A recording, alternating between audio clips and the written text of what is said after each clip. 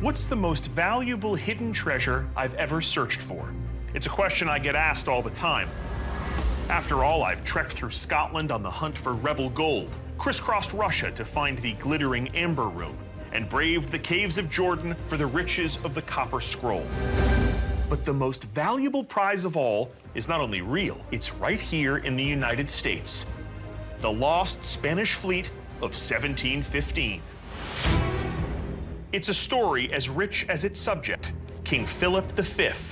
He's reigning over a nearly bankrupt Spanish empire and is in desperate need of cash. And so he orders 12 treasure ships to sail from his colonies in the New World.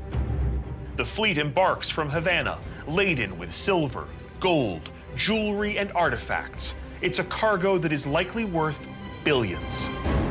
Several days later, a violent hurricane destroys 11 of the ships, scattering their bounty beneath the waves and along the beaches of central Florida, an area now aptly named the Treasure Coast.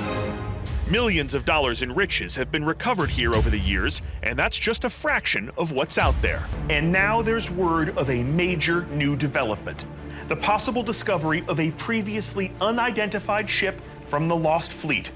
If true, it would be nothing short of history-making. I'm driving down the eastern side of Florida toward the town of Sebastian. Just offshore here are a collection of barrier islands, sandbars, and reefs. And over the centuries, these hazards have consumed literally hundreds of ships, and it's earned this area a nickname. It's known as the Treasure Coast. 6 of the 11 shipwrecks from the 1715 fleet had been located, leaving the whereabouts of the remaining 5 completely unknown. There were 12 ships in the 1715 fleet. All but 1 sank, and of the 11 that went down, 6 have been discovered. But that means there are 5 ships out there that modern searchers have never found. However, right after the fleet was lost, the Spanish launched their own salvage operation, keeping meticulous records which were stored in several archives. Now, I've learned that a dedicated researcher has just gained access to their location. Meeting him, though, will be a bit tricky. He's not in Florida, or even in the US.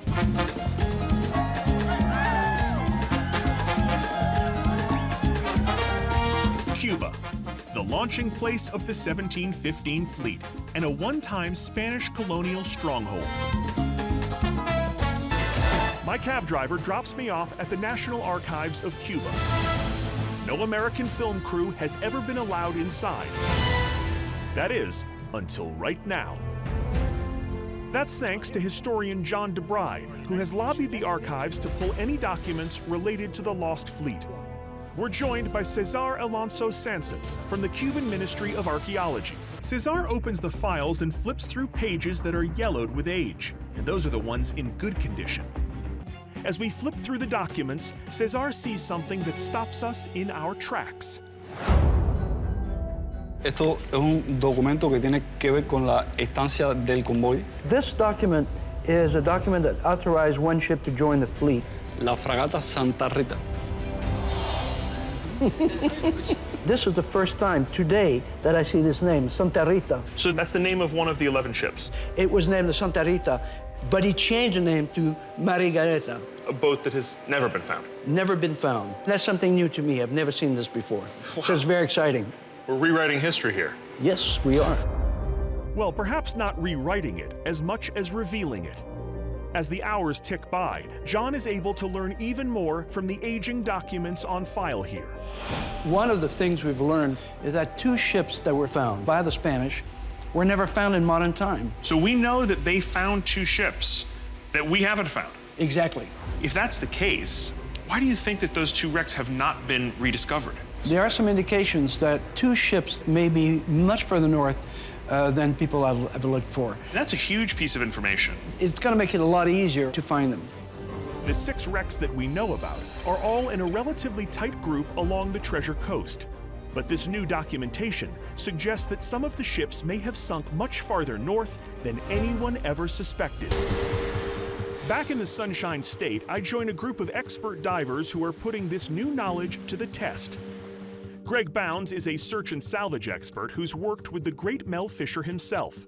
Now he's determined to use new technology to unmask the location of the rest of the 1715 fleet. I meet Greg and his colleague Terry Wilder aboard the Big Easy. Terry, how are you? Nice to meet you. Well, how's it looking? Man, it's looking good. Yeah? We're ready to go. Well, if you're ready, I'm ready. All right, let's hit it. Let's do it, boys. Come on. Okay, so this is, I believe, a Hellfire missile. Is that correct? This is a cesium magnetometer. What it does is it senses the Earth's magnetic field.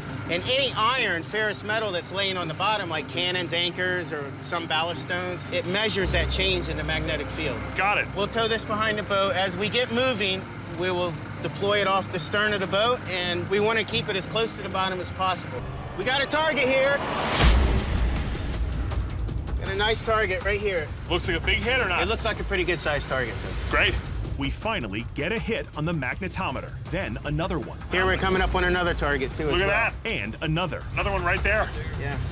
Okay, so we mark that and we keep going back and forth in these Just keep lines. going back and forth. Got it.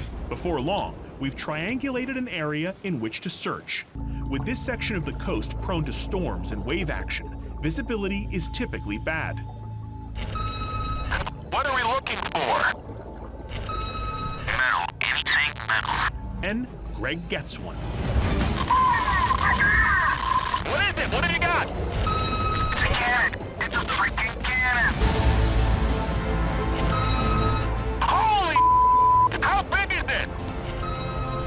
It's the right size for the fleet. Spanish 18th century. Oh my God! Amazing! Greg ties a buoy to the cannon with a GPS marker so he can come back and fully excavate the site.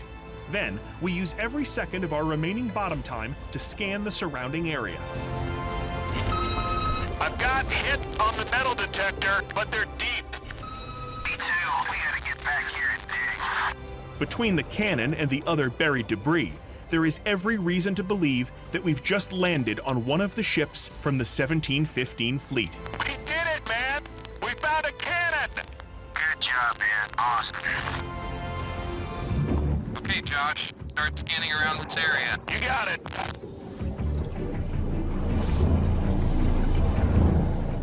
Each sweep of the metal detector sends up a cloud of sediment, completely obscuring our surroundings. Oh, got a hit right here. We got something right here. Now that we've located a target, it's time for the Iron Maiden to rock. Diver to topside. Go ahead and fire it up. We're gonna start blowing at 500 RPMs. All right, Josh. Hang on. It's gonna blow this whole area out. Be careful. Copy that.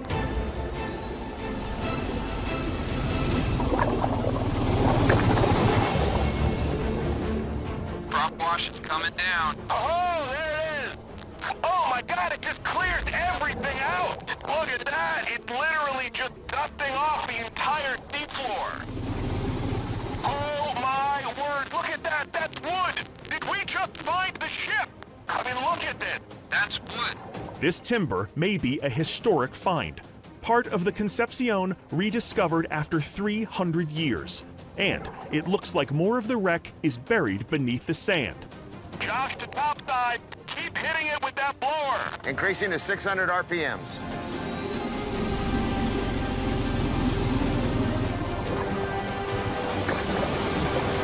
We're at 600 now. Oh my word, look at this! This is a huge piece of timber. With the sand cleared away, we can see the extent of this piece of wreckage, spanning more than 20 feet across. It looks like it could have been part of a deck or hull, and it certainly seems big enough to have come from a 100-foot-long galleon like the Concepcion. What is this? Is this metal? That's definitely iron. What do you think this is? A pin of some kind? Absolutely. It could be a deck pin. It could be a keel pin. There's a million pins on these ships. Unbelievable! Now we've got one of them.